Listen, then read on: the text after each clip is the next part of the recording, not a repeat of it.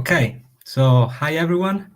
Welcome to the International Day on Disaster Reductions 2022, organized by the Italian Corps San Lazarus. My name is Nicolo. I'm the International Advocacy and Fundraising Point of Contact of the Italian cohort of the Corps San Lazarus International. We are very welcome and we're very happy to welcome you at the 7th edition of this event, which is organized every year in the context of the International Day on Disaster Reduction, which has been launched by the UNDRR, which is the United Nations Office for Disaster Risk Reduction. The International Day for Disaster Reduction is celebrated every October 13th, so we are happy to anticipate this commemoration and to open the week from our, of course, very modest contributing perspective that we can give on the topic. So before starting with the conference, I'd like to thank very much the national president of the Corps San Lazarus Italia, Antonio Virgili, and also the Secretary General, Alexander Virgili, and all the rest of the GIRD team for their constant support and help throughout the past months, weeks for the realization of these and other events. I also want to thank our main partners, so notably the European Parliament, the regions of Lazio and Campania in Italy, the National Agency for New Technologies, Energy and Sustainable Economic Development, the National Institute of Geophysics and Volcanology, the National Institute for Environmental Protection and Research, as well as the Italian Institute of Urban Planning, the University of Naples, and many others. I also want to thank our allies, so EMSOI, the Students' Movement for the International Organization, the Centro Studi Internazionali, and Global Shapers. So briefly, for those who don't know us yet, CISLI Italia is the Italian branch of the Lazarus Union, which is an independent NGO, which is recognized by the United Nations with consultative status in the ECOSOC. It has been nominated for the Nobel Prize in 2017 for promoting international dialogue among peoples throughout the world. And at the national level, our cohort, so CISLI Italia, has been active since 2009. And since then, we have carried on numerous activities in the fields of civil protection and support for citizens, schools, and the weakest and socially marginalized people. We have decided in 2016 to launch the first edition of the GIRD, so 7 years ago, in the occasion of the United Nations Day. And since then, we have started growing in importance, relevance, and after the COVID pandemic, we have also decided to move parts of our activities online in order to attract and reach more and more people which might have an interest in environmental hazard prevention and awareness raising. Notably, there is also going to be a meeting in person in Meta on disaster and climate resilience of small coastal municipalities in Italy. And also the day after in Rome, there's going to be the end of the GIRD 2022. There's going to be an event on international cooperation for emergencies response. So I invite you, of course, to visit our website for more information in case you find yourself to be in Italy. Otherwise, of course, we're going to start with the live event, and we are very happy to see there is people from all over the world connected with us. Since this is live streaming, it will be later available on Facebook and YouTube. So, of course, do not forget to share this live streaming with your friends and networks by using the hashtag GIRD2022. So, moving on with the introductions round. First, I'm going to leave the floor to Francesco Gaudiosi, which is now entering the live stream. Yes, hi, Francesco. So Francesco is the Vice President and Executive Director of the Centro Studi Internazionali, which is also one of our allies for the GIRD. He has Bachelor in Political Science, Masters in International Environmental and Sustainable Development, and is pursuing now a PhD in International Law. He's also an expert in international law and a member of the editorial board of the Observatory on the Activities of International Organizations of the International Society for International Organizations. And thank you very much for being here, first of all, and thanks also for presenting the joint publication by CSL Italia and the Centro Studi Internazionali on the challenge of disasters in Italy, with a focus on scenarios and national strategic perspectives. Francesco, I leave you the floor. Thank you, Nicolò. Can you confirm you hear me? Yes, I confirm. Yes, perfect. Thank you very much for your introduction. It's a pleasure for me to be here since, of course, I'm a kind of veteran of this meeting that every year takes me interested, and I joined the 2 previous sessions as a moderator, so I was in the same role of Nicolò in the 2 previous editions, and so it's a particular pleasure to me to be here today to introduce the works of today, especially, of course, on the preeminent role that the International Day on Disaster Reduction has acquired in the recent years. I don't want to lose too much time with the general introduction, and so I would like to introduce some interesting point that could be raised and then deeply faced by the different speakers of today, and I'm very excited to hear them, since of course they have an expertise that is very interesting, in my humble opinion, especially to understand the disaster reduction perspective from a different regional approach. The first point that I would like to raise is the role of prevention in disaster management. So what does prevention mean? Of course, prevention, according to the general legal speaking, and so of course by considering also international environmental law as a legal parameter in order to understand the correct definition of prevention, means to take as many practical actions as possible in order to adopt an effective behavior that of course will prevent possible damage occurring to the environment, and in the case of disaster, of course, before a disaster could occur in a certain territory. But of course, prevention means also exactly what we are doing today, and so the contribution of the research and the critical analysis on the different political approaches and the strategic decisions that, of course, we have in the different policies at the national and international level. This concept of prevention has been adapted and translated in our experience, and as director of Centro Studi Internazionali, with a publication. Nicolò was speaking before of this publication. The volume is online in the website of the Corpo Italiano di San Lazzaro and in the website of Centro Studi Internazionali, named The Challenges of Disaster in Italy, Scenarios and Strategic Perspectives at the National Level. But of course, despite the focus on the national level, we decided to focus both on this kind of interdisciplinary approach by considering, of course, the different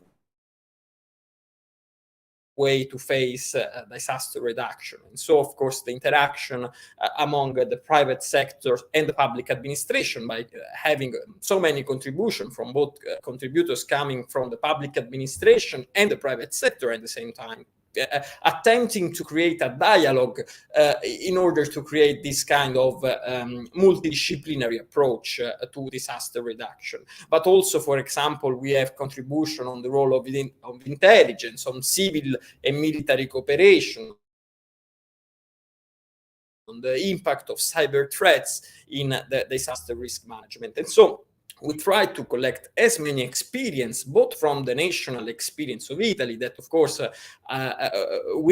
me, in my humble opinion, suppose as critical and as an important point to be discussed, of course, in the implementation of national and domestic policies at the Italian level, but also in the international dimension. And here I come to the second point that must be raised, because of course the peculiarity of the meeting of today is that I have the pleasure to be in a panel with so many young researchers and young workers coming from all over the world, and that will speak about their regional experience of best practices, but I hope also to understand and to know some critical points that will be raised by them, in order to create also an interesting comparison with the Italian scenario. And so here I come to my field of study, that is international law, that is, and so to the role of international cooperation. We know that we have the Sendai framework on disaster risk reduction. They are guidelines of 2015, and they affirm exactly the 5 P that constitute the pillars on which disaster reduction is built. So the preparedness, prevention, reconstruction, rehabilitation, and response. The basic pillars on which, of course, the entire architecture of disaster reduction is built. But it is moreover interesting to consider how these guidelines that have been internationally adopted, since of course they are not legally binding, have produced then some state practice through the regional implementation. So an implementation that, since of course the continental diversification of the environments, and so the possible different environmental disasters that could differ from one region to another, then of course it's useful to detect state practice on this issue, and to understand how state practice can have similarities and differences, both in order to create policies that, of course, could uniform and create a kind of harmonization of international politics, and so could implement furtherly the Sendai framework on disaster risk reduction, but also to understand the different geographical, socioeconomic, political circumstances of each country that could represent, of course, an added value in this meeting of today and in the general research of disaster risk reduction. And so that's why I consider also prevention the meeting of today, because prevention is exactly, I repeat again, what we are doing, and what I hope will be the fil rouge of our meeting of today. And I hope that, of course, we can jump to some final remarks that could be effectively useful for establishing some interesting and critical analysis on disaster risk reduction. So thank you very much for your attention, and I wish good work to all of you on behalf of me, of Centro Studi Internazionali, and the Vice President of Lazarus Yunus, Antonio Virgili, that was chatting me before, and gives you his welcome to this interesting conference. So thank you. Thank you so much, Francesco. Thank you so much for presenting this joint publication, and in general for providing a more substantial focus on the interconnections and all the opportunities, and also in the international legal framework in which disaster risk reduction can be located. Indeed, we know that for such global problems, there is the need for interdisciplinarity, as you were also saying, and probably the most interdisciplinary framework that is today available internationally is the Sustainable Development Goals from the United Nations. And probably the person which can talk best and in a more precise manner than I could do is Andrea Greco, which I now invite in the stream. Thank you, Nicolo, to the people. I think, Andrea, you have some yes, microphone issues.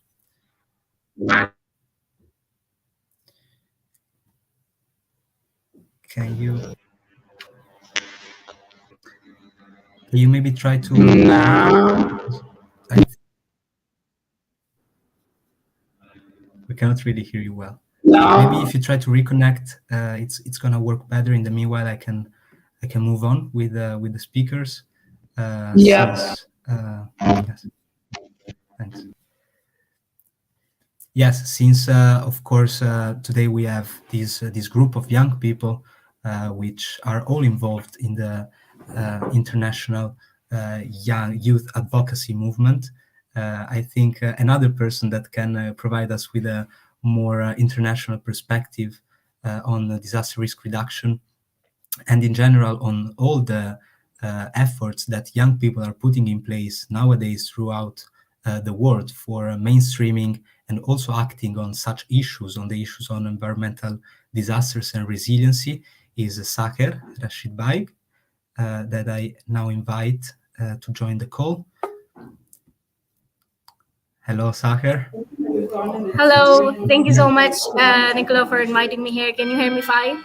Yes, we can hear you well. Saker is from Pakistan, from Karachi, but she is currently based in Czech Republic. She's now in Ghana for another conference. So thank you for being here with us today. Saker is a youth advisor to the Italian Ministry for Foreign Transition for the Youth for Climate platform. And she's also involved in several other processes internationally.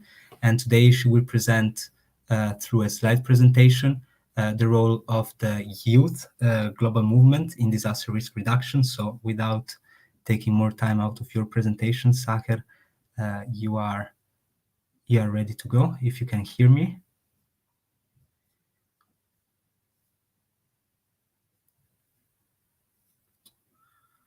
I think we're having some network issues. Saker, can you hear me?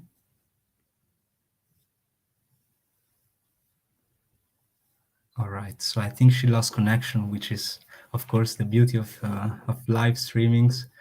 I will try now to maybe give the floor back to Andrea, hoping that yes, wonderful. Yeah, wow. Thank you. So thank you, Nicola, for the introduction, and thank you for inviting me in this very, very beautiful event. So this is very important today to see and to listen by you young people, very important issues. So just a little introduction, because today I'm there also representing the ambassador of Salazzaro Corps. So being ambassador of Salazzaro Corps for me is a very great honor, and so I think it mean shedding light on issues of prevention and environmental, cultural, and social protection, helping the mobilization of resources and facilitating the creation of partnership for benefit of the community. So disaster, this is a very important starting point. Disaster do not occur by accident. They are a result of combined effects of hazard and vulnerable conditions. So disaster undermine hard and development gains and limit development achievement for future generation. And with climate change, we expect to exacerbate the impact of disaster globally. The same day framework for disaster risk is the first major agreement of the post 2015 development agenda, and provides member states with concrete action to protect development gains from the risk of disaster.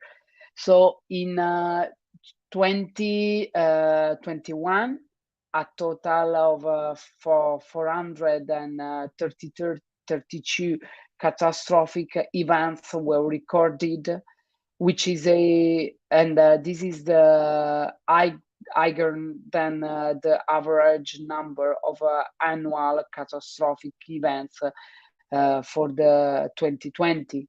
Floods dominated these events. This year, the 2022, it's a very annus horribilis for the natural disaster and catastrophic events. And in the last decade, the role of the ecosystem in disaster risk reduction has received increased global attention. Sustainable ecosystem management is now recognized for a priority, and also the last IPCC report said as the importance to help to fight climate change with sustainable ecosystem management. So for that reason, the International Day for Disaster Risk Reduction is an opportunity to progress in the reduction of disaster risk and losses in life, livelihood, economies, and the basic infrastructure in line with the international agreement. So disaster risk reduction could across different aspects and sector of development, and also impact in several aspects of Agenda 2030. There are 25 targets related to disaster risk reduction, and in 10 of the 17 Sustainable Development Goals, we establishing the role of disaster risk reduction as a core development strategy. So the Agenda 2030 is very concentrated in the reduction of disaster risk.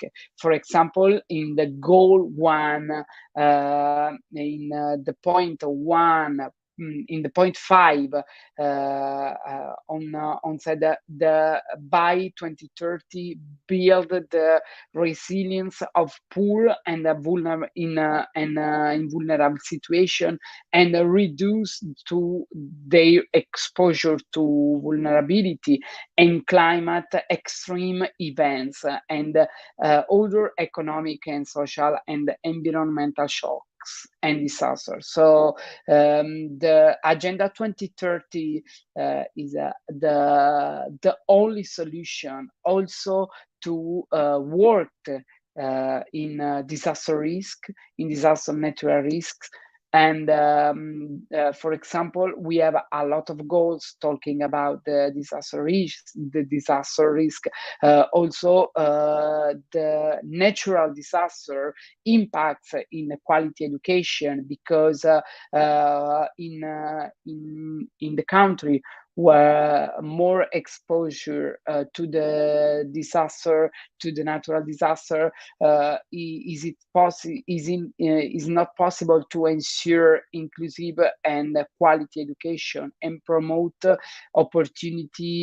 equal opportunity for all. So the Agenda 2030 said as it's important now to create a roadmap to help people, to help country to combat the natural disaster, and it's also important to create a policies and a lobbying activities to help states to including the protection of planet and cities and industries, infrastructures, and people by this natural disaster. Also, I hope and we hope also for in the for the COP27, we will be talked about the natural disaster, and we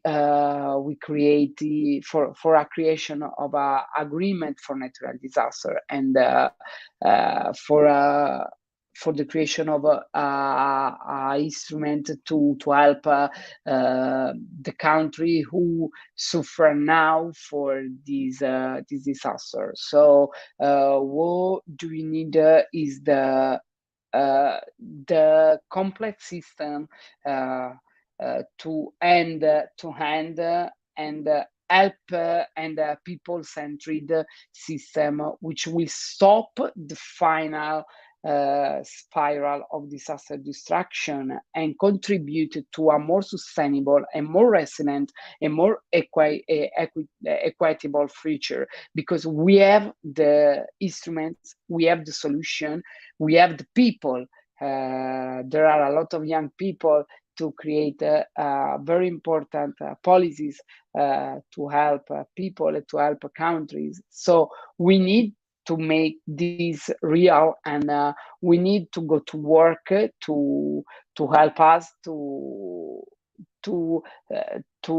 fight the natural disaster. And also we need to create a concrete system to implement the Agenda 2030 and the goals of the Agenda 2030 who talked related by disaster risk. Thank you. Thank you so much, Andrea. This was very interesting talk, and I think it's very much in line with what the other speakers are going to talk about. I specifically liked a lot your idea of proposing a global agreement on natural disasters, which of course should be people-centered, but also Earth-centered, maybe, which in turn is also people-centered, of course. But in general, probably we can see with climate change advancing both in intensity and frequency, that maybe we should intensify our efforts towards mitigating and adapting to climate change. Otherwise, as you said, today, this year was an annus horribilis, was a catastrophic year for natural disasters, and science is telling us that more and more we are going to see more events like this, and we should be prepared, both for us and also for future generations. And I think, thank you, Andrea. I think now it's time to leave the floor to Saher, which managed to reconnect after some connection issues. But again, this is the beauty of live streaming, and she's in Ghana for a conference. We excuse Saher for this. Oh well, yes. Saher Let's manifest that I will be able to successfully complete my presentation. Hello everyone, my name is Sahara Shadek. Nick gave a very nice introduction before. Move this video back. If you're watching it, you will know who I am. I will go straight into my presentation now, which is basically about youth advocacy at the global stage, and how you all can also start your advocacy journey, or where can you start your advocacy journey better. So first of all, Rel, thank you so much, Nicolo and team, for organizing this conference and or talking about disaster risk reduction. But let's not forget to highlight that this is a question of climate justice. Why it's a question of climate justice is that just giving the place to young people, or just having young person, for example, at different decision making avenues, does not mean that the young people are being heard, and it does not mean that the young people and children who are the most impacted ones, or who are at the front line of disaster risk reduction, for example, advocacy, as well as all the impacts that they have been facing when a disaster hit any place. it does not mean that their rights have been fulfilled. So it's a question of climate justice, and it's a question of right of participation of young people. But there are some gaps that still exist, and this is something that would be worth highlighting today, which is tokenism and youth washing. So just as I mentioned, involving young people not for the sake of only having them or their face, but also involving them meaningfully and co-creating with them is very important, because when we are talking about problem solving, and when we are talking about, for example, giving the young people a seat at the decision making table, it that young person is coming with a community of with a community carrying voices of communities, and it cannot be done rightfully if that young person can do not have or cannot have capacity building or previous knowledge about how they can contribute to the best, or what are their rights to participate. And we also see that there are some divisions between the young people and the youth groups that also contribute more to the problem. For example, there are young people who are, for example, divide themselves in group, or there are new structures being formed every time, because, for example, one day one government just decides to have their own youth body on some conference that they're organizing. So these divisions need to be kind of fulfilled with concrete and comprehensive bridges, which will obviously be built by the young people to amplify the youth voices in this space. And of course, this is how they will actually build these bridges if they won't have resources. And this also includes financial resources as well as human resources as well to the youth projects. When a young person starting a project, for example, on disaster risk reduction, the community needs to trust them. Of course, not coming from a previous background, for example, eh, or not having a concrete portfolio, for example, it does not mean that that project that the young person is working on cannot achieve what it means to achieve or what it stands out to achieve. So young people should be trusted and given resources to as well. And then there is also a huge lack of capacity building or awareness about the options that are available in this space for young people, or their right to participation as well in this space. What does this mean is that it is not enough to create spaces and for young people to make their voices heard at the decision making table and say that, oh look, but we have created it, and you guys did not show up, or you guys did not know about it. Because what is important is to give capacity to the grassroots youth, young people and children who are coming from bottom up, to let them know that they have a right to participate, and this is how they can participate, and these are the options through which they can participate. And these options and these capacity building should be linguistically inclusive, to not leave behind any young person, because the education that we have right now is both formal and informal, and there are a lot of indigenous communities that are often left behind if the capacity building or awareness sessions are in, for example, only English or only in official UN languages even. One of the other gaps, I think, that will cover lack of ambition as well. From what I actually mean by lack of ambition here is, of course, lack of ambition from the states to amplify the youth voices, but also lack of ambition from the states to mention the children and young people in right-based languages.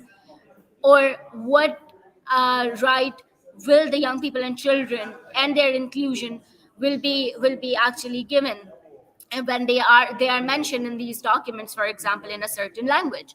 So, for example, only 30% of the nationally determined contributions, which are like key indicators to achieve the Paris Agreement, talk anything about children and young people.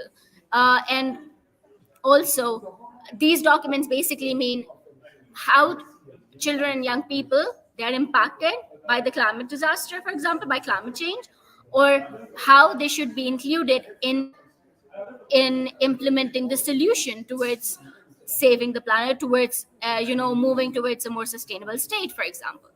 And just mentioning that, and now this 34% does not talk about the ambition of those NDCs and that language, it only talks about basic mentions of children and young people. And I would like to highlight that in the history of UNFCCC, the United Nations Framework Convention on Climate Change, 30 years of history of UNFCCC, there has never been a COP decision focused on children and young people. So it's really important that we highlight these small tasks when we are starting our advocacy journey, or when we are already advocating for children's right of participation, or when the youth rights to decision making avenues, for example. And it's of course this comes under the capacity building and awareness, but the space seems to be too technical, or it's made up to be seen too technical by the young people, without the capacity building, without adequate tools and skills provided to them, or under the label of free youth labor, which is something that we often see as well in this space. These things you have to tackle them so that young people can afford to be volunteers, while also not staking their education at stake, while also kind of not kind of putting in danger their security or their identity. Those are really important topics. If you might wonder like how you can start your advocacy journey, or where you can start your advocacy journey from, I will be presenting some of the options available towards the end of my slide. Can we go to the next slide now? Yeah. So as I have been mentioning before in the previous slide, that young people and children, or these are the gaps that are present in the space, and young people and children should be given the main right-based language on documents and in decisions.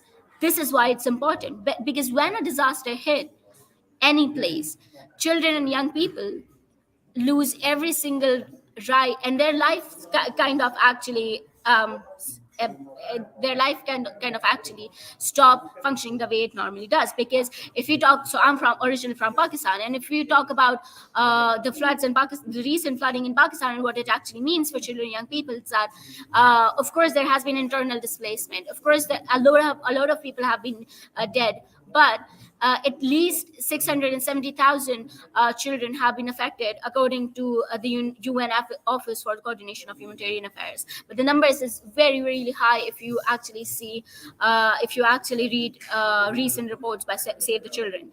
And there is no back to school for a lot of children or young people. They have lost jobs, or don't have the opportunity to go to universities, for example, anymore, because they used to do it while earning from somewhere else as well. Next slide. Yeah, so this is why the children and young people, being the as mentioned in the Agenda 21 from the Rio Art Summit, are the key stakeholders to achieve sustainable development, cannot be left behind if you are discussing problem solving, because these are the most impacted groups. This is why right-based language in action for climate empowerment at global stock rate in terms of children and young people is important to be amplified, and it's important to have. And these are two of the UNFCCC negotiation agenda items. You can also read about them in case you want to advocate for them, because these are the two most relevant agenda items that give young people a lot of right, or should be giving young people a lot of rights. And if you don't find that right, advocate for it, raise your voices, because you do have that it is your right to raise your voice against this. Okay, so let's talk about how to get more involved. It's good to join the community of young people who are doing the likely work that you want to do, where you want to involve that, for example. And there are a lot of networks here you can do it. For example, Yango, the official children youth constituency for the United Nations Framework Convention of Climate Change, is one of the great examples of it.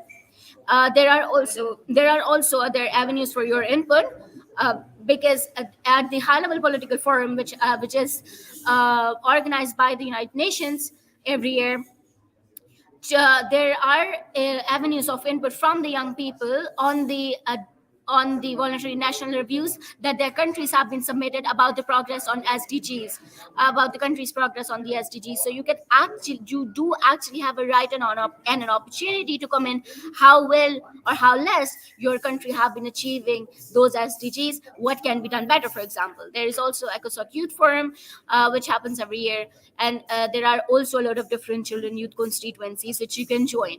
But this is not enough. It's not the advocacy is not all about international level.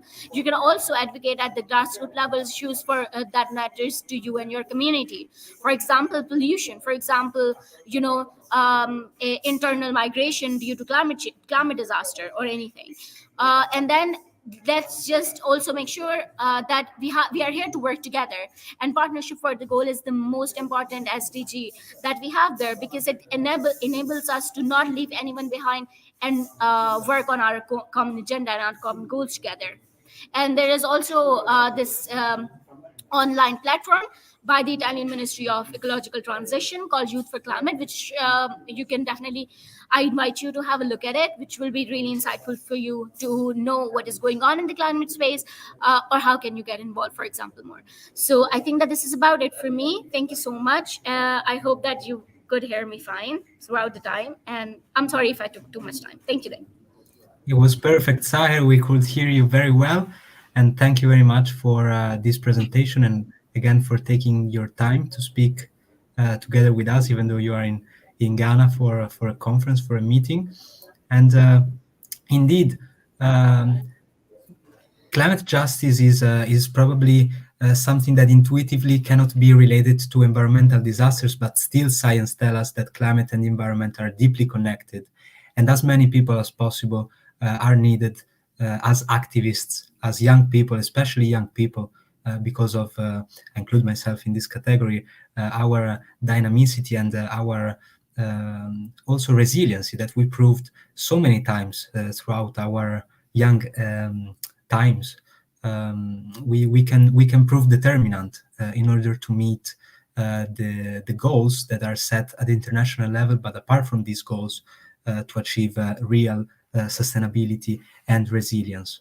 So now, since this is also a talk about regional disasters and regional perspectives on disasters, environmental disasters and resiliency, it is my honor and my pleasure to invite Paula Pinto Zambrano.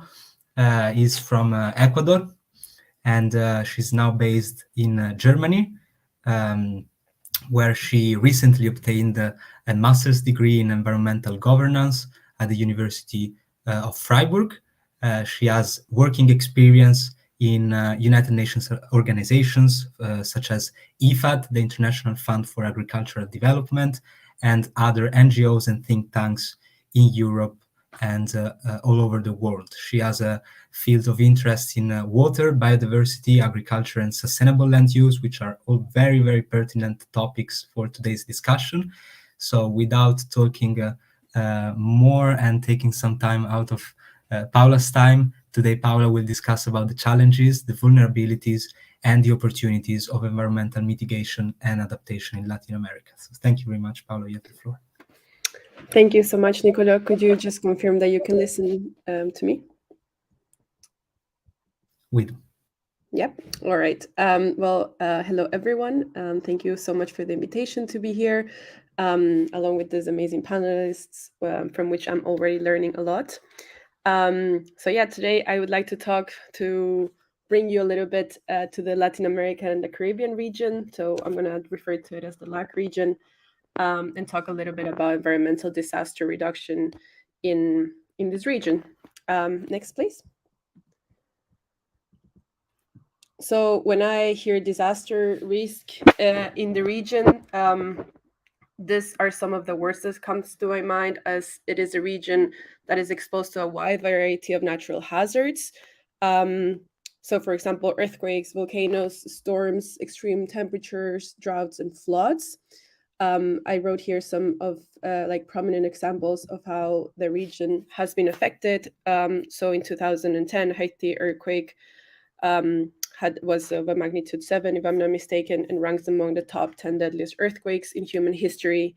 In 2019, Hurricane Dorian became the strongest Atlantic hurricane on record to directly impact landmass. Specifically, especially it affected the Bahamas, and Hurricane Eta, which struck Central America and the Eastern Caribbean in November 2020, claimed more than 180 lives. In general, hurricanes are the most affect the most the Caribbean region, but also Central America. And then Volcán de Fuego in Guatemala in 2018 was labeled as Guatemala's worst natural disaster in modern times. Left also over 200 deaths and more than 200 people missing, although numbers might be higher. And finally, I included also the example of the mudslide and flash flood caused by a collapsed dam in Brumadinho in Brazil. This dam belonged to a mining company and was the deadliest environmental disaster in Latin America and the Caribbean 2019. This are just some examples, of course, and it's just to emphasize how much this region is exposed, and all of this is also aggravated by the recurrent El Nino and ENSO phenomenon, which El Nino causes a much higher and usual proportion of rainfall and heat that leads to even worse floods and other catastrophes typical of radical climate change. Next, please. So the question that we want to answer here is, one more, maybe. I think this is another version, but we can work with this one. What I wanted to strain here, and it's a question that I always have in my mind, is what to do. What is the best approach? Is it climate adaptation? Is it mitigation? I think disaster risk reduction is a must. I think analyzing these three terms and three approaches a little bit, I think it's just important to highlight that we need to approach disaster from this three different angles. We need disaster risk reduction and climate change adaptation to address one of the most phenomenon that pose most risk to the region, which are like floods and hurricanes. And these two approaches focus on the response of human societies to natural hazards, and how to reduce damage or loss or life caused by them. So we definitely need to include climate change adaptation and disaster risk reduction, but mitigation is also really important, right?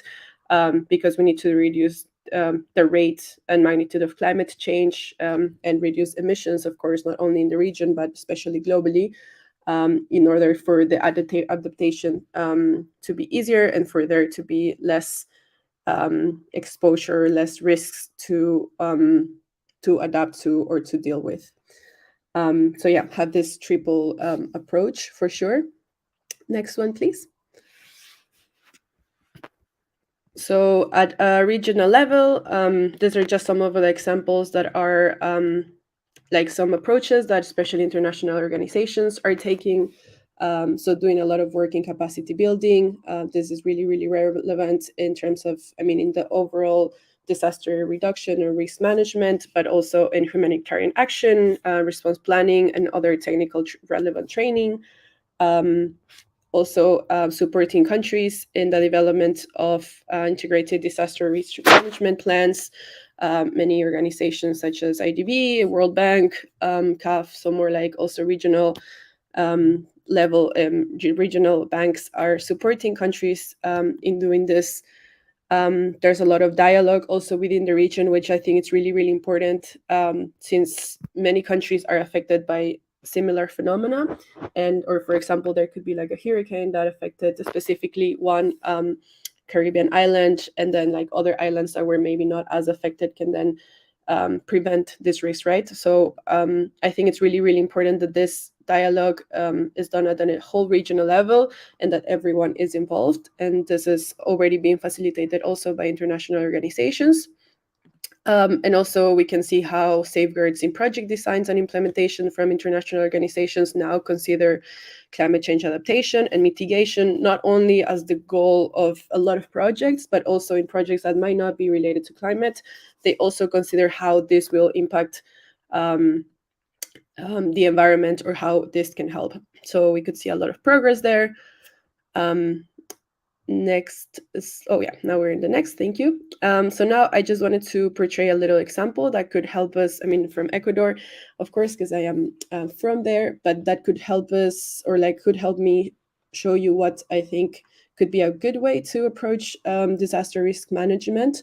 So I'm going to talk about a little city, well, not so little, the third biggest city in Ecuador, Cuenca, which is located in the south of the country in a high altitude valley, and is crossed by 4 rivers. This, of course, exposes the city to sporadic seasonal flooding, bringing multiple risks to the population. However, the population is also very attached to the river and has for centuries because of all the good things they bring to them. So a source of water, fishing activities. You could also go there and you see people like washing clothes or also just going in the water. And most importantly, also for hydroelectric power generation. So this river is very important for the city, but again, poses a lot of risk. So yeah, there's also other factors that are affecting the city or are changing the dynamics of the city, which is like growing population because of different factors, rural urban migration, or also foreigners trying to, or like looking to retire there because it's like a cheaper destination and it's still very beautiful. And well, anyway, growing population has made people like create developments in these steep slopes around the city and close to the rivers. So this has led to more frequent landslides, which again also has been very dangerous for the population. And yeah, this of course will only be accessed like more intensified with climate change and like more rain, and also if like the population is projected to grow even more at like very, very high rates. So there's like social aspects with also environmental aspect, like changes from climate change. As I said, like for example, rain will really affect the city, or it's the risks that these are the risks that they're trying to solve. So they have taken like a very interesting approach. So they have taken social and ecological interventions and have not relied that much in gray infrastructure. And wait, sorry, I maybe should describe a little bit these pictures. I mean, the one to the right is, as I said, just people taking over this, like, or like developing, sorry, I shouldn't say taking over, but like developing in these like steep slopes close to the river. And yeah, in the one at the bottom is just one of the, I like a pretty image of how the river looks. Next one. So a little bit more on the strategy or like the lessons learned from how this they have approached this.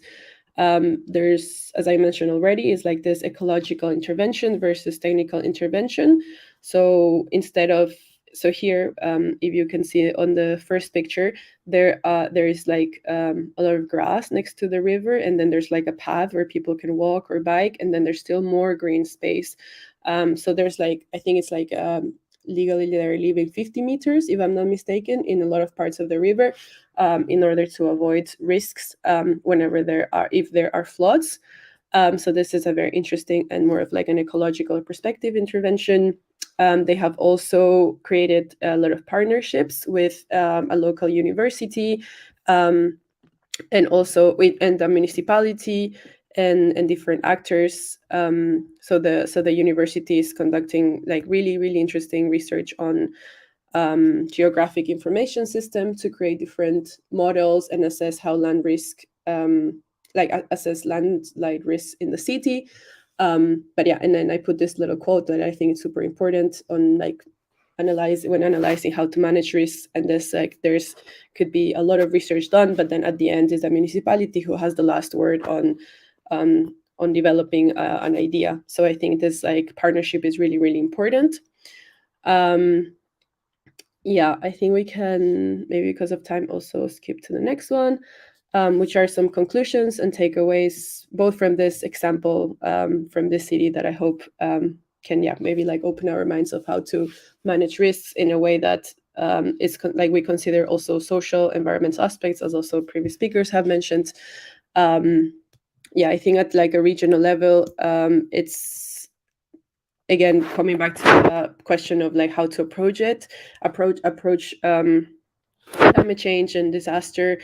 Latin America, it's not like a super big emitter of greenhouse gas emissions. I think the region covers around 10% of this, but still we need to integrate, of course, mitigation to climate in the disaster risk plans and also in adaptation plans. And this should be, I mean, this is what will, I mean, considering these two things is what will make us have plans that actually, or like help us prevent risk or address risk.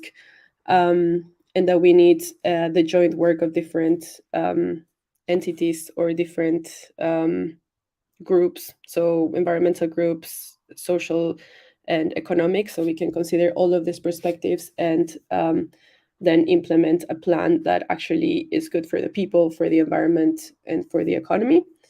Next one, please. I think there's the strategies that are being developed really need to take into consideration short, medium, and long-term risks, which I think it's really always a challenge, because when the budgets are not enough, of course, it's normal and natural that municipalities tend to focus more on what is really, really urgent or what is happening now. But with disasters, we really need to think in the future what could happen. And on like the last note, I think it's financing. It's something that it's always a problem, right? Because there's like all of these plans being developed, put so much thought into, but then the money and the budget needed to implement these plans is really, really high. So I think, of course, governments have to think about it, and also like national and also local, but also if there's already the intervention or like the support of international cooperation and agencies, I think this is something that at regional level we really need support in. I think for now this could be it. I'm looking forward to questions after. But I hope that you have a little bit of an idea of what's happening in the region, and then through this example also open a bit our eyes on how we can manage risks in a different way. Thank you. Absolutely, Paola. Thank you so much for your very substantial presentation. Among all the points you mentioned, I think two are very interesting to mention again. So one is the very interesting idea of being sustainable in interventions.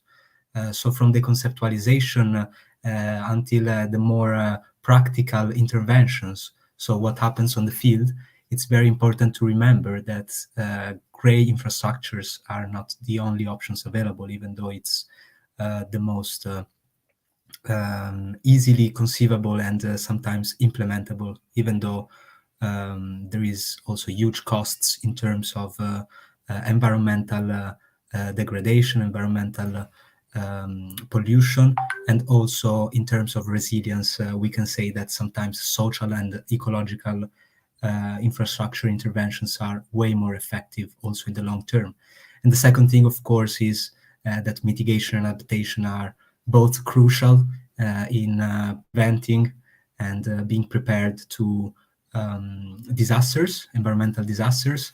And it's also true that sometimes, most of the times, those who come from the global south countries, the most poorest countries, are the ones that pay the highest price for climate change, even though they are the least responsible for global emissions. And so I think this is something that should be mentioned every time we talk about environmental disasters. And I think this is also something that is very much in line with what the next speaker is gonna talk about. So I'm very happy to invite Gamid Abdul Bazat from Tanzania. Gamid is yes, here we are. It's very nice to see you, Gamid. Welcome to this talk. Gamid is, for those who don't know, Gamid, he's eco-hydrologist and activist on climate and biodiversity. He's the Earth Day Sub-Saharan Africa Regional Co-Director, and also for the purposes of today's presentation, he's also Nationally Certified Occupational Health and Safety Officer in Tanzania. So, Gamid, thank you very much again for being here, and thank you for talking about the focus on the issues of water pollution and scarcity as an environmental disaster in Africa, which is very much in line with what has also been said so far. So, you have the floor. Thank you. Thank you so much, Nicolo. I really appreciate. Thank you once again to the Corpo Italiano team. So for today, I won't have been having the presentation with me, but I'll be actually verbally connecting with the colleagues who have joined us today, specifically on issues facing disasters in terms of water security. So actually, to start with, we need to understand the scenario of water security. What is the situation of water security in your location? What about the issues of water scarcity and access? Is it a disaster in terms of scarcity, or is it a disaster in terms of over appearance of the water in terms of floods and other disasters in terms of water management? But on the same case, speaking of scarcity and access, we also have the issues of disasters which arises due to drought, and afterwards, with the chain of distribution, it results to invasive species. We need also to understand, a good example is my country in the northern of Tanzania. There's a place called Dongido. It's actually a seriously dry area, and all of a sudden, it also bounds with Kenya. All of a sudden, invasive species, actually a new group of species have actually invaded the area of the farmlands in that location after the heat stress in that area, after the issue of drought and serious water scarcity on that area. And therefore, this is actually a chain of impacts from the disasters we are having. And this is also a situation from my specific country, and also a situation which is happening after the extreme events in terms of heat stress and water scarcity. But also, on the other hand, we have the issues of floods. Floods are actually happening everywhere in the world. I'm sure everyone is well acknowledging the situation of flooding. Flooding has actually a great impact to where we have seen it. It's either being in developed countries, or being in developing countries, or being in underdeveloped countries. The issue of floods is actually very serious, and we all understand the discussions ahead of COP27 on how people are striking, youth are striking, citizens are striking on the issues of loss and damage.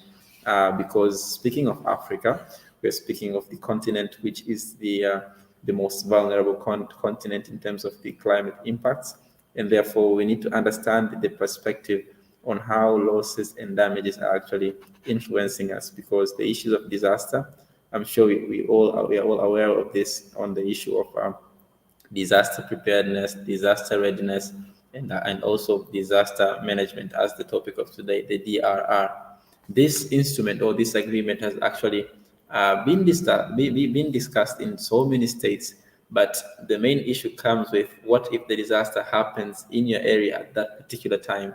If it's flooding, for example, affecting the infrastructure, damaging so many locations, and even loss of lives of the people.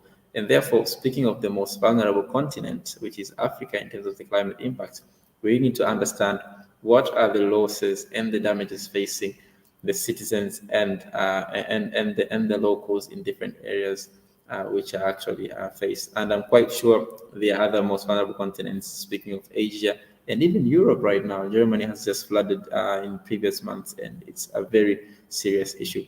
But also we need to connect the issues of loss and damage with energy. Energy access has become a very, very big issue, and we all understand, apart from the wars happening globally, the issue of water flooding, the issue of flooding happening in our areas, or the issue of drought in our areas, is also losing the component of water as a driver of energy. We're speaking of different areas which are dependent on hydropower. We're speaking of different areas which are dependent on dam production in terms of energy production. We are speaking of the running machines which actually need water. But what if we are on the verge of the disaster of water scarcity? What will happen to the fate of water? What will happen to the fate of energy? We are asking ourselves, why are the energy prices rising? Why is, actually it's because we don't clearly understand, or sometimes we don't judge where does the energy come from. So the crisis are not only a political case, but also a scientific case, which is actually brought by different extreme events due to floods and drought, and therefore action is needed prior to the issue of the loss and damage before the disaster comes up.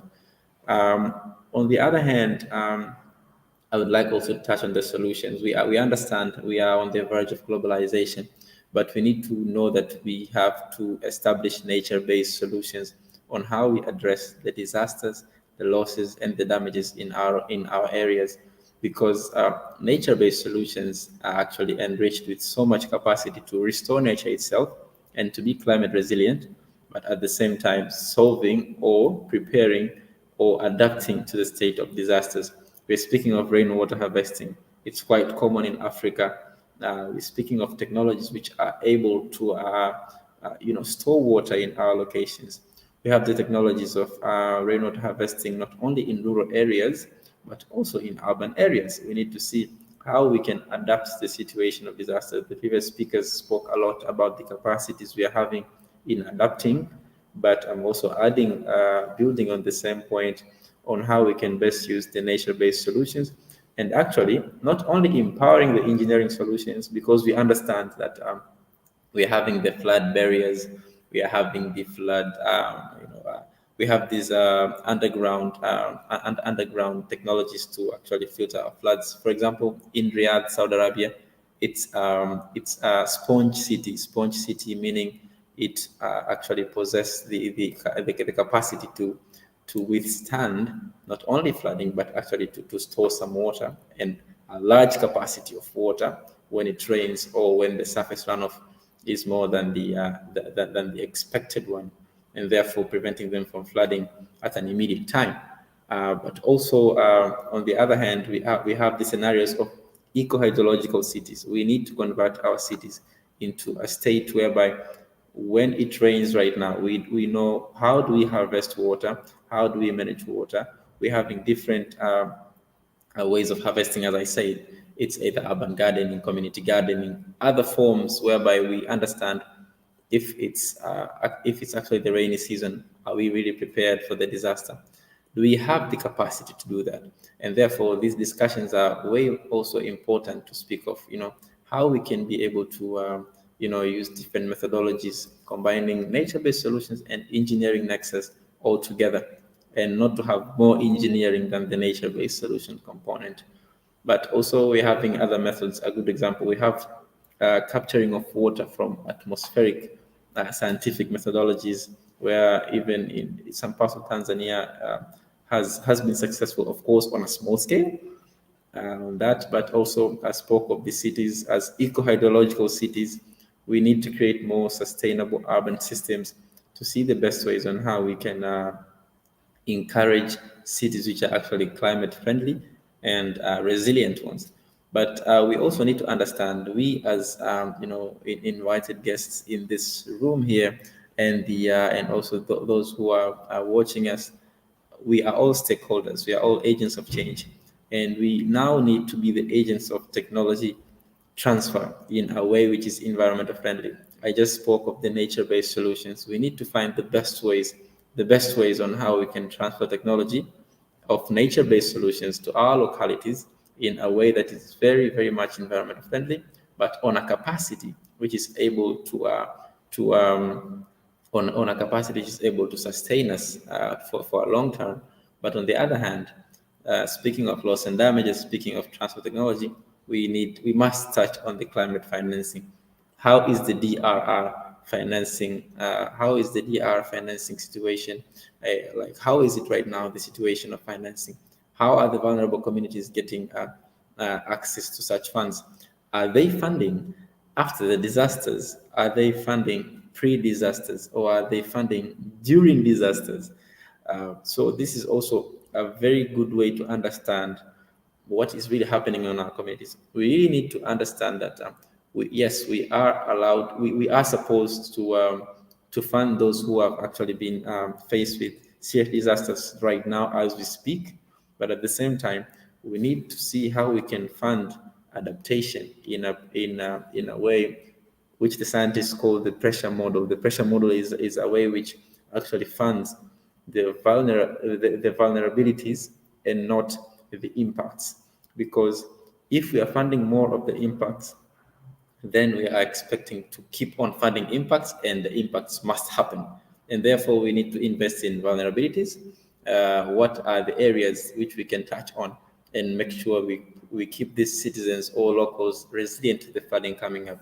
The previous speakers also mentioned about things about capacity building. It's very, very much important from all groups, from youth to women to other community stakeholders, to understand the best ways on how we can build capacities. Nicolo mentioned about the occupational safety and health. And yes, people need to understand how is their health impacted from the disasters. We're speaking of heat stress, we're speaking of floods. How are you prepared? How prepared are you to the situation? What is the policy implication and the preparedness of that community and that country on that disaster? Because as we speak right now, something can happen in a second. After this call, something can happen, God forbid, in different localities, and disasters are facing them on daily basis. And therefore, to conclude, we need to understand the nexus between science and policy, but adding one more thing is actually understanding the science, policy, and put it into practice. And therefore, it's a chain of 3 scenarios: understanding the science, understanding how policy works, and policy to influence the science, and the interface of science and policy should now get into practice. So we need the adaptation practice, we need the funding for loss and damage, we need actions on the ground, and we need not only discussions, but we need commitments. And we are hoping that the commitments that will be on the coming COP27 of the UNFCCC, and also the COP15, without to forget the COP15 of the CBD in December on the post-2020 Global Biodiversity Framework launching. What is the nexus between biodiversity and climate impacts coming together, solving these disasters? Because the moment climate is affecting the communities, it's the moment the climate also affects the biodiversity on the ground. We are speaking of resources we are having on the ground. We are speaking of a continent and the world which is super biodiverse, and therefore, let's all get into action. Thank you so much. Thank you, Nicole. Back to you. Thank you so much, Gamid. Thank you so much for this very pragmatic intervention presentation. I think lots of all the points you expressed are worth being mentioned again, but among all the ones that you discussed, I think the most interesting and pertinent are the ones related to loss and damage, and also to the issue of technology transfer and the use of nature-based solutions, which of course cannot come from anywhere. It must be at least traduced, explained by those which at the moment are conserving the knowledge and the technology in their hands, and be made available for everyone at an economically accessible cost as well. Because otherwise we will forget that most of the environmental problems are global in nature, which of course must be treated locally. And this is also why we decided to dedicate this year's International Day on Disaster Reduction on G-local solutions, because of course the interconnection among these two scales, among these two dimensions is something crucial. And we see at the international level definitely not sufficient support for the most vulnerable countries. So yes, I think it's worth going on with this regional talk, this regional discussion, and see also some vulnerabilities and criticalities. Thank you so much, Gamid, from another global region, which is Oceania. And therefore, I will leave the floor to Nikhil, that I'm very happy to welcome to this talk today. Just as a background about Nikhil, he has a bachelor in environmental science with a focus on biology, and he's also graduated in climate change from the University of South Pacific. He's currently, I think it's more than 2 a.m. at the moment in Australia, where he's based now. So thanks very much for being here with us. He is currently specializing in the context of the Masters of Research in Climate Modeling using Artificial Intelligence at the University of Southern Queensland. And apart from all his involvements in several UN processes, he is also the climate advisor to the CEO of the Global Center on Adaptation. So, Nikhil, thank you very much for being here again, and thank you for talking about the adaptation pathways and disaster risk reduction for a resilient Pacific. Thank you very much for having me and for giving me this opportunity to be here. Really appreciate that, and for the great introduction as well. So I'll go straight ahead with everything. So I'm going to be talking about the regional PSEADS perspectives in UNDRR. Sorry for the typo over there.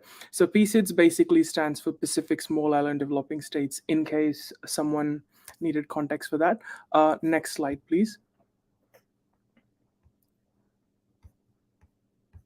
Before I begin with the actual presentation, I would like to just follow a particular mandate, which is very well recognized in Fiji, and that is, in Australia, and that is to acknowledge the land. So I begin today by acknowledging the indigenous tribes of the Jagera, Giabal, and Jaroa people for the traditional custodians of the land on which I present today. I pay my respects to the elders, past and present.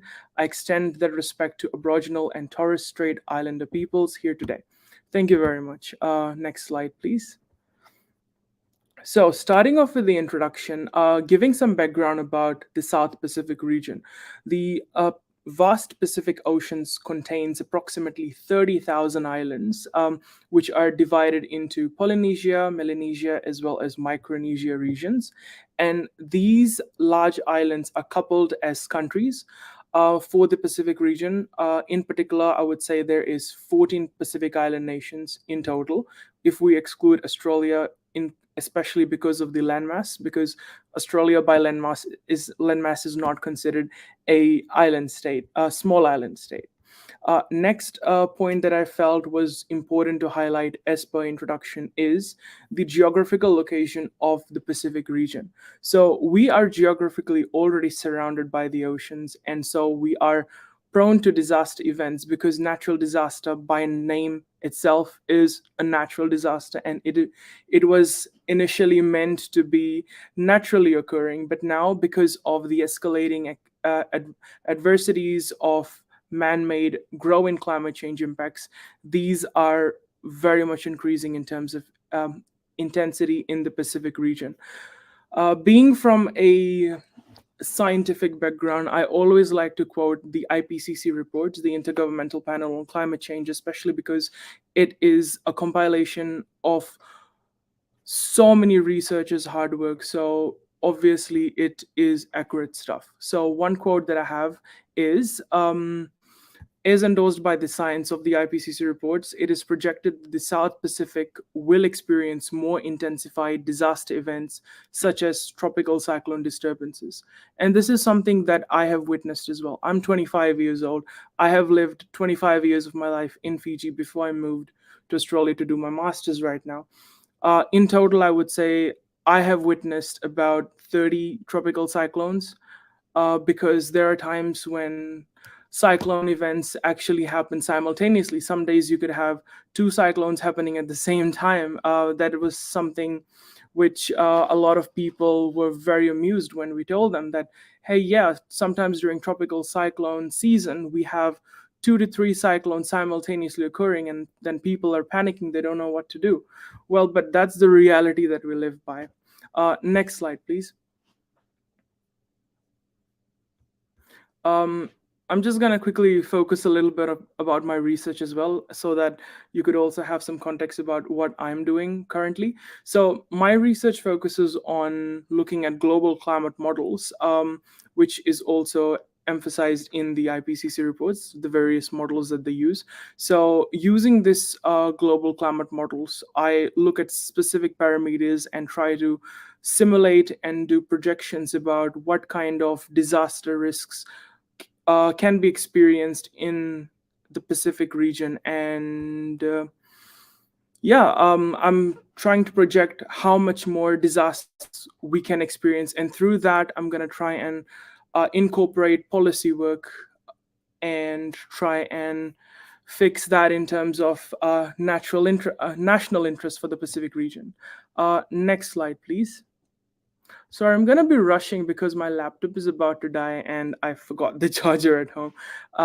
This is another slide that I was gonna talk about in terms of trusting the science. This was actually supposed to be a visual animation, but unfortunately, due to some technical glitches, I'm not gonna be able to play this video. But what I can actually show is that a lot of people usually say that the science that is actually being told today is not accurate, or do we actually trust the science? How valuable is the scientific findings about climate change interest?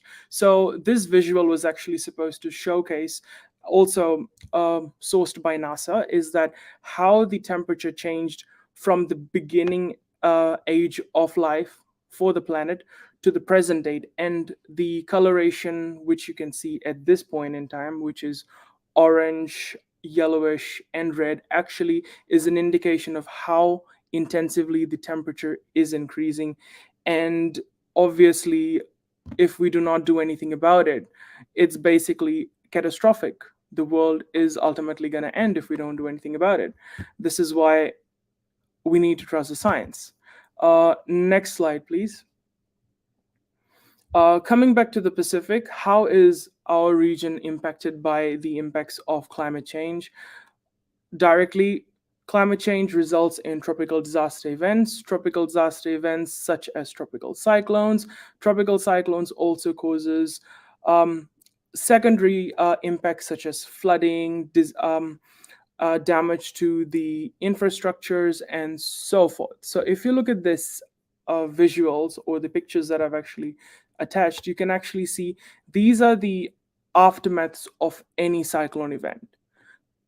All houses are destroyed, and then people have to rebuild their life all over again just to try and make a recovery post tropical cyclones. And this is sometimes an yearly event.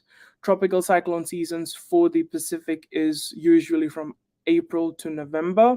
Usually during October and November, it gets very bad. And we can, as I mentioned, the tropical cyclone season is from April to November, but now with the rising changes of climate change events and the adversities that it is pushing towards the Pacific region, we are now experiencing cyclones in December and January as well. If this isn't climate change, what is it? Cyclone events and impacts to a region after a cyclone season is something which may be amusing to a lot of researchers at this point in time, because the cyclone season is away. It's gone with, but we're still experiencing cyclones. So that's one of the things that I wanted to talk about. Another thing, coming back to the image over here, you can see that majority of the households that are actually, or the communities that you can see that are destroyed, are closer to the ocean.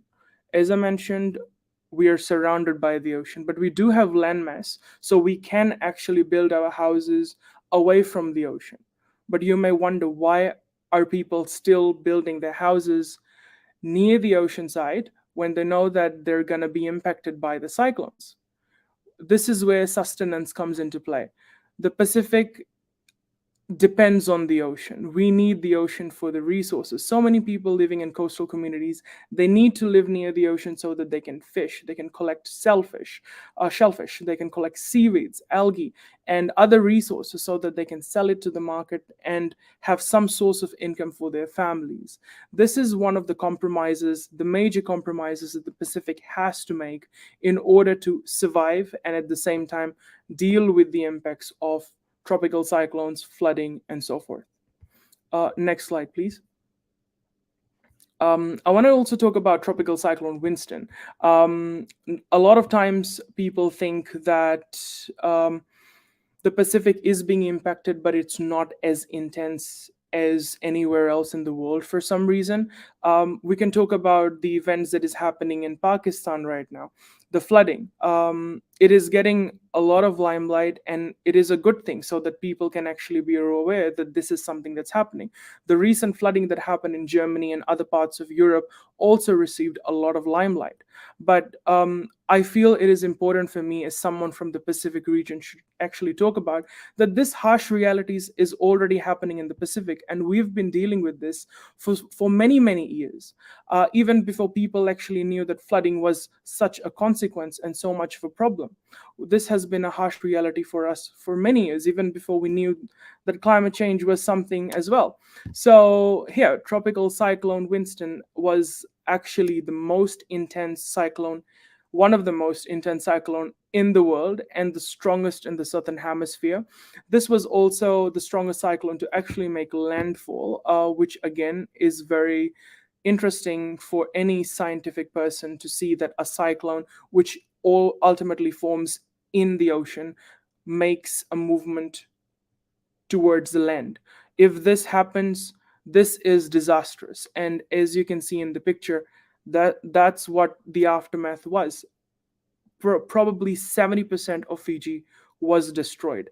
After this cyclone, I must tell you, Fiji had to go through so much of disaster recovery, so much of financial loss. A lot of our national level funding was just dedicated to try and recover from this impact. And till today, this cyclone happened in 2016. This is 2022 right now. We're about to end, but certain rural areas of Fiji still has not recovered from this cyclone.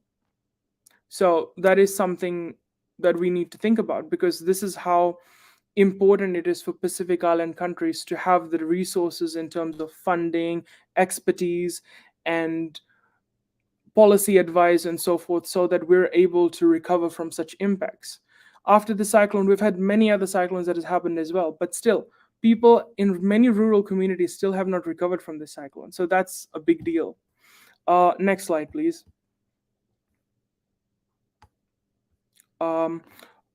From my perspective and my experience as a early scientist, climate scientist, researcher, as well as person with policy experience, I would actually feel that I should talk about what the Pacific actually needs to do to try and work towards having a more resilient pathway, considering the predicaments that we deal with as per disaster evidence I've just mentioned. So one thing that I could actually suggest is the Pacific needs more experts. In order to eliminate future disasters and threats, we need to have the expertise in order to get things in a better direction. We need climate experts, we need policy development experts, we need government experts. Political consensus should be towards the national interest, in this case UNDRR related priorities as well, because we know that these problems are not going to be avoidable now. Climate change impacts is irreversible at this stage. We really can't stop it. It's not like we can actually develop a magical machine, press the button, and that would just stop the problem. It's not going to happen. We know that the impacts will only keep growing. The best solution that we can have for now is to try and adapt to the impacts and be disaster prepared. Moving on to the next point, propagating. Sorry, could you please go back to that slide? I was just talking to the next point. Okay, so moving on to the next point, propagating effective methods are ambitious. So as I mentioned, having adaptation-based solutions is something that is important, but at the same time, we need to make sure that it's feasible as well. So how is it going to be feasible if we have the resources? Obviously.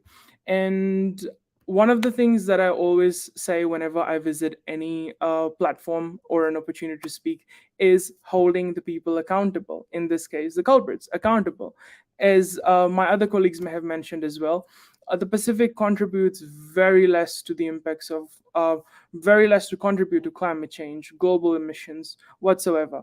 I believe there's a statistical category as well. The entire South Pacific, the islands from the South Pacific region, excluding Australia and New Zealand, we contribute 0.03% of the global greenhouse gas emissions.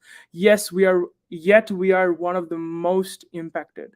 Therefore, the countries that are actually contributing to the growing problems that we experience, these are the countries that should be held accountable, because they're looking at their economical interests, and they've been doing this for centuries now. And at what cost? Causing the Pacific to be this impacted. So that's another thing. And lastly, to advance disaster risk policies in the Pacific countries, in my opinion, we need to have better flow of funding allocation, whereby we know where the funding is going, how the funding is being used, how the infrastructural development is happening, how community outreach can be done, so that we can actually educate rural people and youths within the rural areas as well about this disaster events and how they can be prepared. Because there's so many youths in the regional areas, in rural areas, in the Pacific Island countries, who are part of the youth category but are definitely lacking out in all of these areas in terms of climate change awareness and disaster preparedness, and how they could contribute to making sure that their rural communities are not impacted. Next slide, please. So finally, I'm just going to do a summary of everything that I basically talked about. In summary, I feel more data and expert, as I just mentioned, is definitely important. This will allow the Pacific region to increase their mitigation and adaptation strategies and plans. When we have this done, obviously improved strategies would ultimately promote political consensus for climate and disaster risk policies in the Pacific countries. And if we have political consensus, better infrastructural development, sustainable development, and establishment of greater resilience will definitely flow into place.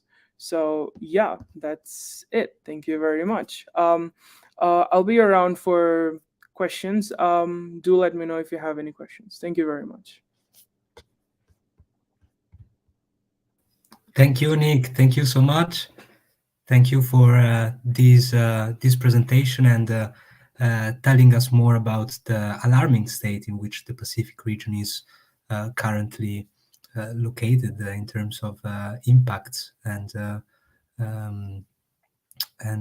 yes, impacts of climate change, which indeed, as you said, it's strikingly incredible, the fact that only 0.03% of global emissions are produced by the Pacific, yet so much impacts from the rest of the world are being perceived and really lived on your skin. And I think, speaking about my perspective as a young European, we really have lots of lessons to learn in terms of adaptation to climate change from a region which is really always been, I suppose, but especially now putting pressure by the climate situation.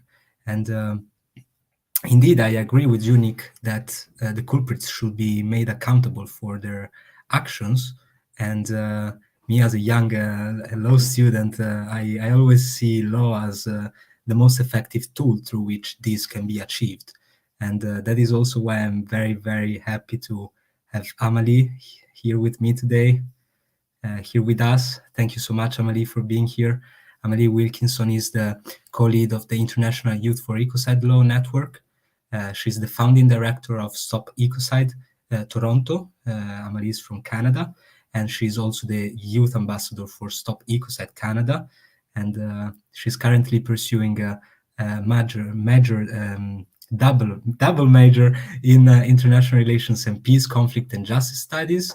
And she's also working on a very interesting project on extractive disasters. So, Amalie, thank you so much for being here. And thanks for telling us more about the innovative environmental legal tools that can be put in place in order to make the culprits accountable and let them pay with the focus on your region. Thank you so much.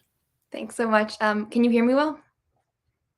Yes. Awesome. So I'm so lucky to be on this panel because I think almost every other person who presented said something that got me thinking about what my remarks were going to be.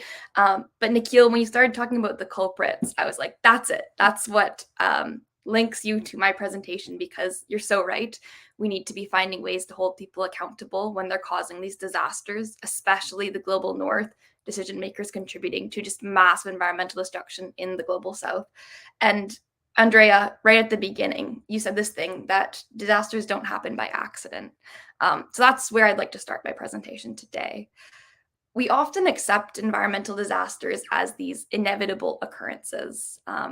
Naturally occurring disasters like floods or earthquakes can be presented as unavoidable, even though climate change exacerbates them. Social conditions, social deprivation, and colonialism create the conditions that determine who feels the worst impacts, and poor infrastructure decisions, government negligence allow communities to be vulnerable. But there's also industrial disasters like oil spills or long-term air pollution that are often conceived as well as freak accidents or even just facts of doing business. So one thing that links almost all of these disasters is an aspect of what I like to call human negligence. And that's what I want to focus on. If we're talking about natural disasters, one really prevalent example in North America would be Hurricane Katrina. So in 2005, this hurricane made landfall in New Orleans. It was devastating and caused floods up to 15 feet in some low-lying areas.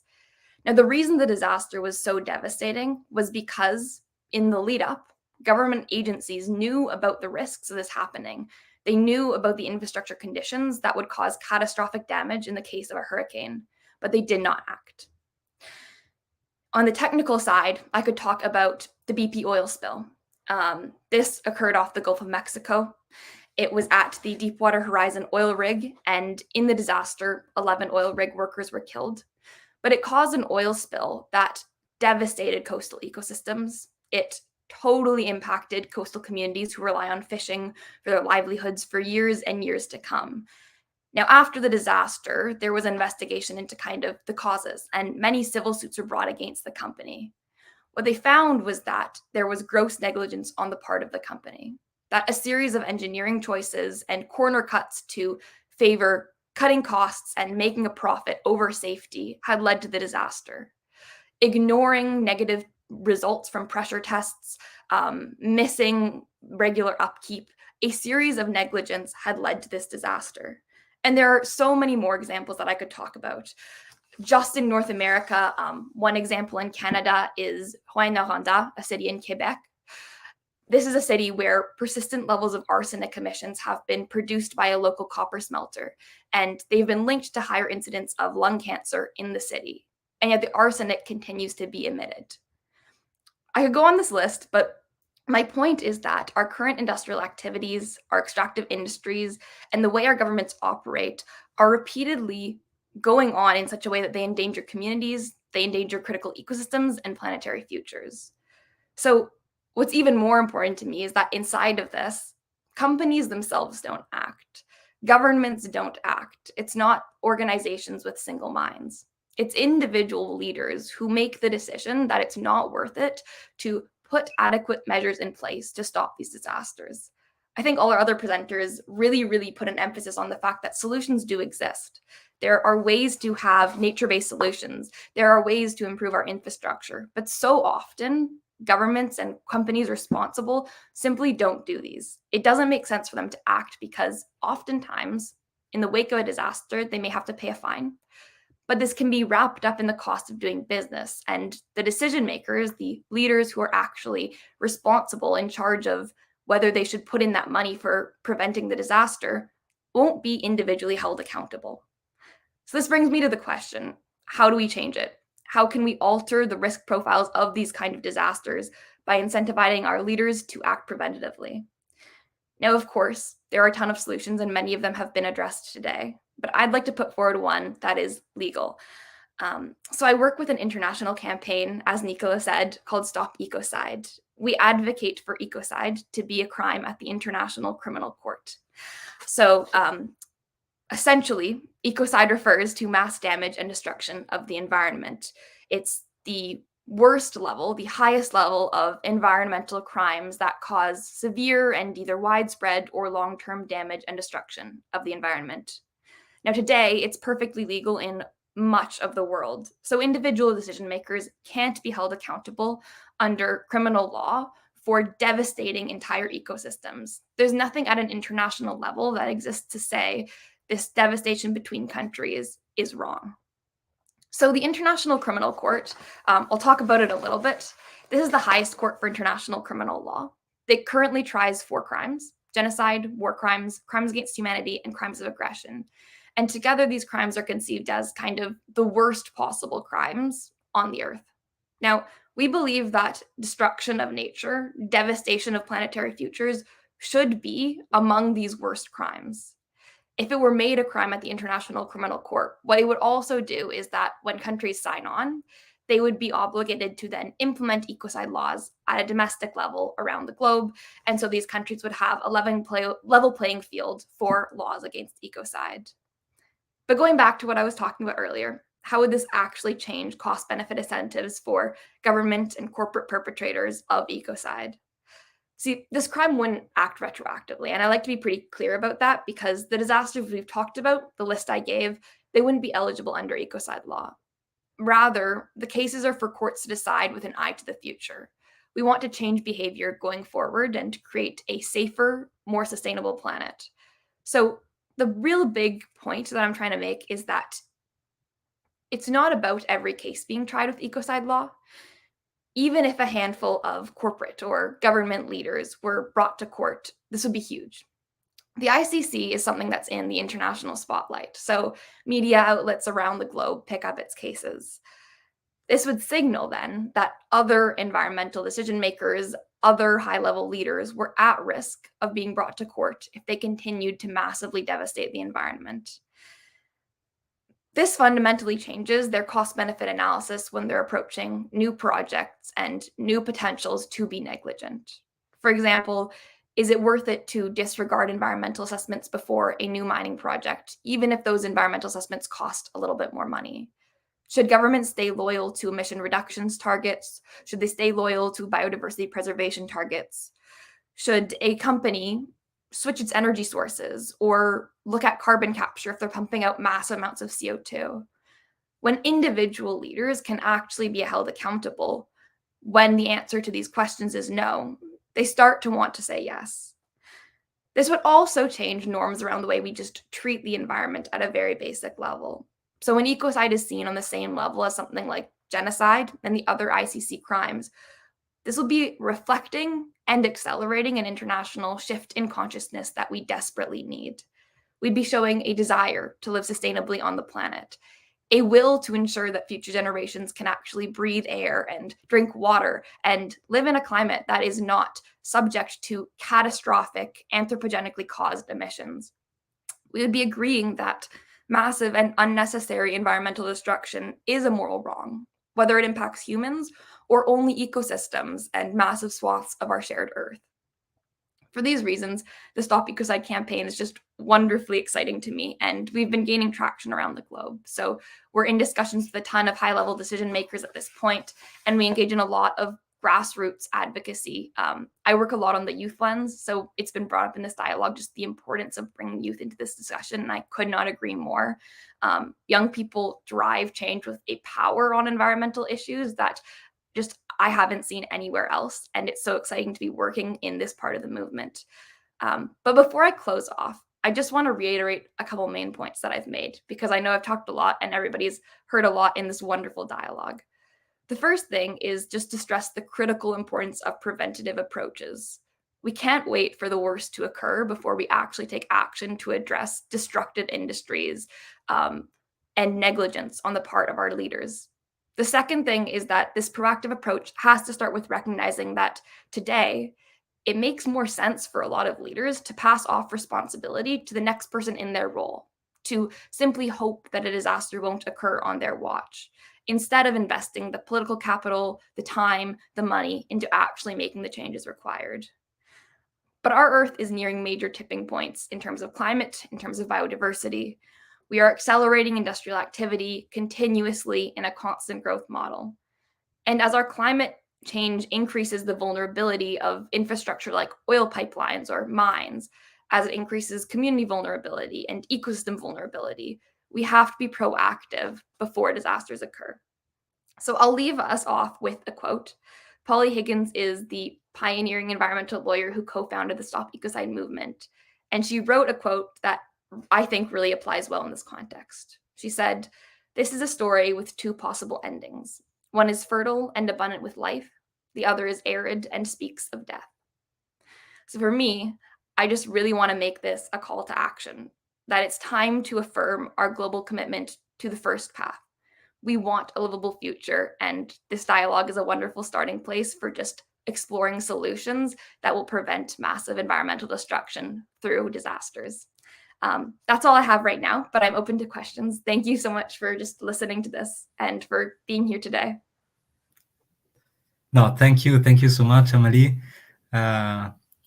I'm glad you spoke last, so you also made a summary of what the other people said before, and now I don't have the burden of summarizing myself, which is great.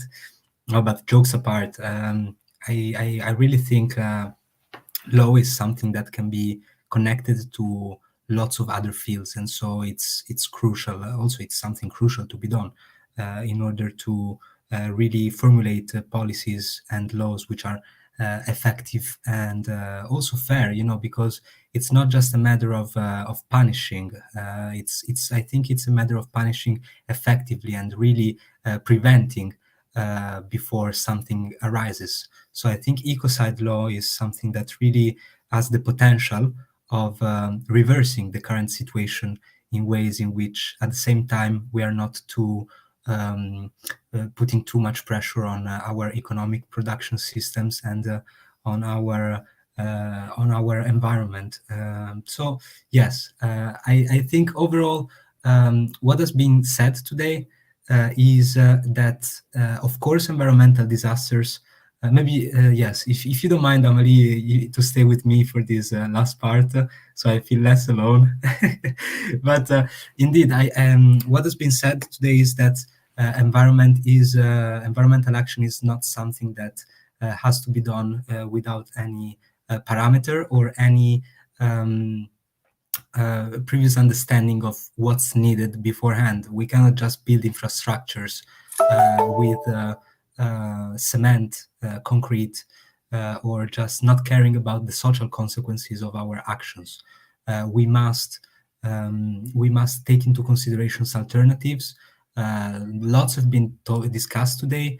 For instance, nature-based solutions, social infrastructure interventions. These are really solutions that sometimes are not even cost-effective.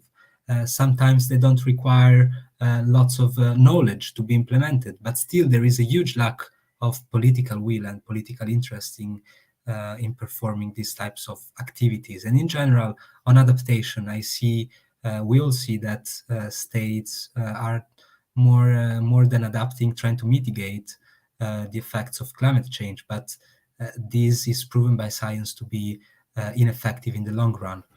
So indeed, what we need as young people, as agents of change, as Camille was saying before, is to put pressure on our governments, on the corporations in our countries, and to inform and spread awareness to all the young people which are around us, so that we can all together have a change. Because of course it's more comfortable to wait for others to do something, but as long as everyone thinks that way, not much will be achieved. And yes, the role of youth is crucial. Saher talked about lots of alternatives. I will also let Paula and Andrea inside. Unfortunately, the other speakers had to leave beforehand, but I thank them all very much. And thanks, Andrea and Paula, for being here with me, and Amalie, and concluding this conference. Again, there is so many processes through which young people can get involved to spread awareness and to take action themselves. So for those who are watching this live, I really invite you all to check the opportunities. A-World, of which Andrea is also head of Impact, is another great opportunity to understand more of the sustainable practices that can be put in place in everyday life in order to limit our impact on the environment. And so again, that is also something that I really invite you all to have a look at. And in general, my take from this conference is that we should discuss more and talk more about prevention, about preparedness, disasters risk reduction in general, with an interdisciplinary approach, by taking into consideration the current international framework in which our states are currently trying to take decisions, but also not taking for granted the fact that there is nothing that we can do, because the more we put pressure and the more we can actually achieve for us and for future generations. We are really at the forefront of a change, of a transition now with the pandemic and the war in Europe. We are seeing that more and more one single situation can be determinant in order to change the trajectory of our society. And so let's be positive and let's be hopeful, and let's keep on doing our best. And I thank you very much. I think we are running out of time. So thank you, Amalie. Thank you, Andrea, Paula, Gamid, Nikhil, Sacher, Francesco. Thank you to the president and the executive secretary for helping me in organizing this conference. I invite you all to check our website, csleitalia.org, and let's be focused and let's be connected with our future activities. So thank you so much. Thank you, everyone. Thank you. Thank you.